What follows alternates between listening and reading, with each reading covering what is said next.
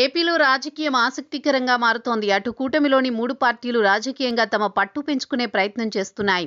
ఇదే సమయంలో కూటమి ప్రభుత్వ లక్ష్యంగా మాజీ సీఎం జగన్ పోరుబాట పట్టారు. ఇప్పటికే మెడికల్ కాలేజీలను పీపీపీ విధానంలో నిర్మాణం వ్యతిరేకిస్తూ నిరసనలకు పిలుపునిచ్చారు. ఈ నెల 28న ధర్నాలకు నిర్ణయించారు. తాజాగా మరో పోరుబాటకు జగన్ సిద్ధమయ్యారు. స్వయంగా నిరసన దీక్షకు సమాయత్తమవుతున్నారు.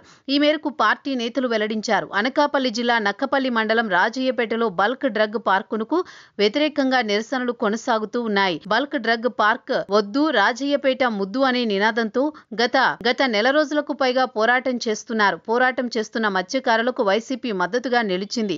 చెలో రాజయ్యపేట నిర్వహించారు. వారికి మద్దతు పలికారు. మాజీ మంత్రి బొత్స పార్టీ తరపున మత్స్యకారులకు సంఘీభావం ప్రకటించారు.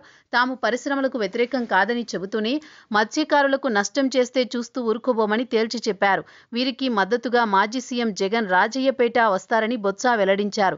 బాధితులకు జగన్ మద్దతుగా నిలుస్తారని, నిరసనలు నిర్వహిస్తారని స్పష్టం చేశారు.